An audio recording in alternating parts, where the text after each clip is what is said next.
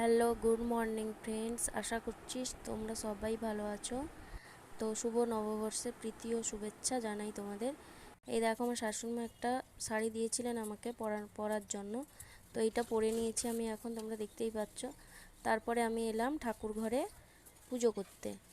এই যে প্রথমে আমি ঘরটা মুছে নেব। ঘরটা আমি মুছে নিচ্ছি ধীরে ধীরে সব কিছুই, পরিষ্কার পরিচ্ছন্ন করে। তারপর আমি বসছি ঠাকুরের মাথায়, প্রথমে শিব ঠাকুরটার মাথায় জল দিচ্ছি। তো ঠাকুরটাকে আমি প্রথমে পরিষ্কার করে নিচ্ছি। তোমরা দেখতেই পাচ্ছ যে ঠাকুরটা আমি পরিষ্কার করে নিচ্ছি। তারপর তো আমার আজকে পয়লা বৈশাখ, যেহেতু শাশুড়ি মা শ্বশুর মশাই সবাই পুরী গেছেন ঘুরতে ননদের সাথে। তো আমি তো একাই, দেখতে পাচ্ছ তোমরা। আর তারপরে আমি এই যে চন্দন ঘুরছি ঠাকুরকে পরানোর জন্য। আমার ঠাকুরের চান করানো হয়ে গেছে। তো আমি এবার চন্দনটা পরিয়ে নিচ্ছি ঠাকুরকে। দেখো, এই যে ভালোভাবে পরিয়ে নিচ্ছি। আর তারপরে আমি ফুল দিয়ে দিলাম, এই যে বেল ফুল দিচ্ছি ঠাকুরের মাথায়। তোমাদের পুরো লুকটা দেখিয়ে দিলাম। তারপরে আমি সিংহাসনে বসিয়ে দিয়েছি। এবার আসছে আমার গোপাল, ওকেও আমি চান করাচ্ছি। এই যে গোপালকে চান করাচ্ছি আমি এখন। চান করানো শেষ, এরপর আমি মুছে নিচ্ছি। আর এই গোপালটা না আমার 1 বছর হয়ে যাবে। আমি এনেছিলাম রামরাজাতলা থেকে, আমাদের এখানে শীতলা পুজোর সময় আমি এনেছিলাম। আর আমাদের এখানে শীতলা পুজো 1 সপ্তাহ মতো বাকি। আর তো আমি সেই সময় কিনেছিলাম। ঠাকুরটা সত্যি এত আশ্চর্য যে মাটির ঠাকুর, আমি প্রত্যেকদিন চান করাই, তারপরে কাপড় চোপড় পরাই, আর কিন্তু ঠাকুরটা না কিছু হয় না। মাটির জিনিস তো একটা নরম হয়ে যাবে, কিন্তু ঠাকুরটা খুব অদ্ভুত ধরনের ঠাকুর, যে কিছু হয় না। সুন্দর একদম, যেরকম ঠাকুর থাকে সেরকমই স্বাভাবিক। তো আমি এবার চন্দনটা ঘুরিয়ে নিচ্ছি, আবার আমি পরিয়ে দিচ্ছি। এই যে চন্দনটা পরানো হয়েছে, এবার চুড়ি পরিয়ে দিলাম। তারপরে এই দেখো, থালা বাসনগুলো ধুয়ে নিচ্ছি আমি। এই যে দেখতেই পাচ্ছ, আমি আস্তে আস্তে করে থালা বাসন সবকটাই পরিষ্কার পরিচ্ছন্ন করে নিচ্ছি। আর এই যে সকালবেলা উঠলে আসলে মনটা খুব ভালো থাকে, আমার তো বেশ ভালোই হয়। আর তুলসী গাছে জলটা আমার দিতে বেশ ভালো লাগে। তবে সূর্য উঠে উঠে পড়লে না আমার খুবই খারাপ লাগে তুলসী গাছে জল দিতে। তো এই দেখো, আমি ধীরে ধীরে সমস্ত গ্লাসগুলো সাজিয়ে নিচ্ছি। এরপরে আমি থালা বাসনগুলো ধুয়ে নিচ্ছি, দেখতেই পাচ্ছ তোমরা সবাই। এই যে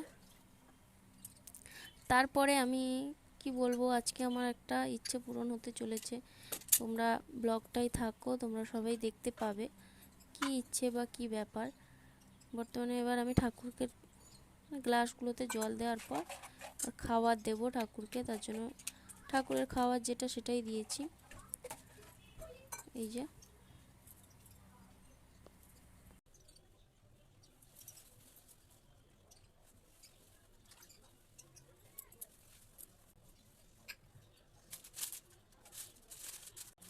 এরপরে আমি ধূপের প্যাকেটটা বের করে নিচ্ছি, ধূপদানিতে ধূপটা দেব।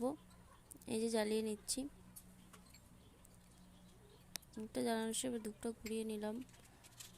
আর আবার আমার অনেক কাজও আছে, আজকে রান্না বান্না নেই, তোমার দাদা ভাইয়ের নেমন্তন্ন আছে তাই। আর সে না আমাকে কালকে রাত্রিবেলা 12টার সময় আমার জন্য বিরিয়ানি নিয়ে এসেছিলো।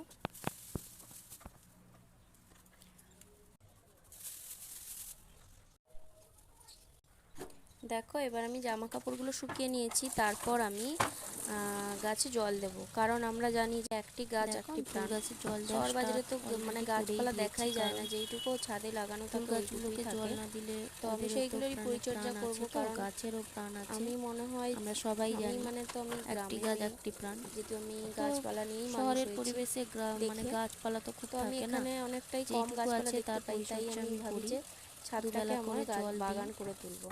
তার জন্য এইগুলো গাছের দরকার, ওষুধ বালতি বালতি করে জল নিয়ে ওষুধ আমি ঢেলে দিচ্ছি গাছগুলোতে। গাছগুলো যাতে বেঁচে থাকে বা ভালো থাকে, তাদেরও তো জলের প্রয়োজন আছে। তো এই যে এক এক করে আমি জল দিয়ে দিচ্ছি গাছগুলোতে। আমার খুব ভালো লাগে সকালবেলা গাছে জল দিতে, ঠাকুরকে পুজো দিতে। আমার ভালো লাগে। আমার একটু দেরি হলে আমার খুব কষ্ট হয়। প্রথম প্রথম তো আমার খুব উঠতে দেরি হয়ে যেত। তারপরে এক বছরে এই রিসেন্ট 2-3 মাস আমি ঠিকঠাক টাইমে উঠতে পারি। আগে আমার 7টা হতো, এখন 6:30 পরিবেশটাও ভালো লাগে আর আমার বেশ ভালোই লাগে। আমি যত তাড়াতাড়ি পারি ওঠার চেষ্টা করি, কারণ সকালবেলা এই যে উঠলে না পরিবেশটা বেশ ভালো। এই দেখো এখন আমি জামা কাপড়গুলো এক এক করে সব শুকিয়ে নিচ্ছি। রোজকার তো কাজ এইগুলো, জামা কাপড় শুকানো, পরিষ্কার পরিচ্ছন্ন করা। একটা মানুষ ভাবে যে যারা বাড়িতে থাকে তারা হয়তো কিছু কাজ করে না, কিন্তু যারা বরং বাইরে কাজ করে তাদের বিশ্রাম থাকে। আমরা যারা হাউস ওয়াইফ, আমরা যারা কাজ করি না বাইরে, তারাই জানে যে তাদের কতটা কাজ থাকে, সারাক্ষণ কাজের মধ্যে থাকে। এটা নয় ওটা, ওটা নয় ওটা, আমাদের কোনো সময় ফাঁকা থাকে না। এই দেখো আমি বিকেলবেলা চলে এসেছি সোনা দোকানে, কিছু পয়লা বৈশাখে গয়না বানাবো। এটা দেখছো, এটা হচ্ছে 4,000 টাকা। তুমি যদি জমা রাখো তো তুমি সেই যে দেখালাম ময়ূর পাশে, ওটা পেয়ে যাবে। এইটাও তুমি কত টাকা জমা রাখলে পেয়ে যাবে একটা 11,000 টাকা। আর আমি নেব এই শাঁখাটা। কিছু কিছু জিনিস আছে যেইগুলো তুমি পয়লা বাঁধানোটাও পেয়ে যাবে কত টাকা জমা রেখে। এগুলো সব হলমার্কের দিচ্ছে, এই দুটো জিনিস সব আছে। পয়সা জমা রেখে তুমি এইসব জিনিসগুলো পাবে। তো আমি গেছিলাম মূলত শাঁখা বাঁধানো, শাঁখা আনতে গেছিলাম আমি। এই যে তোমাদের এক এক করে আমি দেখিয়ে দিচ্ছি, তোমাদের দাদাভাইকে বলছি যে তুমি এক এক করে দাও। তো আমাকে দিয়ে দিচ্ছে হাতে। আর অনেকজনের তো ভিড় ভাট্টা প্রচুর আছে, তাই সব কিছুই তোমাদের সাথে শেয়ার করছি। এই যে এই একটা দুল, অবভিয়াসলি তুমি টাকা জমা রেখে এই জিনিসটা পেয়ে যাবে, পয়লা বৈশাখ উপলক্ষে দেয় ওটা। আর তুমি যেই টাকাটা জমা রাখবে ওই টাকাটা তুমি যে কোনো জিনিস বানাতে পারবে, আর কিছু টাকা লাগবে। ওকে, দেখো এই যে সুদ হারটা, এটা কিন্তু 40,000 টাকায় তুমি জমা রাখলে পেয়ে যাবে। এটা ফ্রি, এটা কোনো পয়সা দিয়ে কিনতে হচ্ছে না, ঠিক আছে? তো এক এক করে আমি তোমাদের দেখিয়ে দিলাম। এই একটা ছোট্ট একটা নোট পিন আছে, আর আসল তো আছে, তোমাদের সব কিছুই আমি দেখিয়ে দিলাম।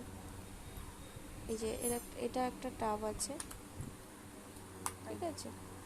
তারপরে আমি তোমাদের এই যে আরও দেখাচ্ছি পেন্ডেন্ট, যেগুলো আমি দেখিয়েছিলাম আর একবার করে ভালো করে দেখিয়ে দিলাম।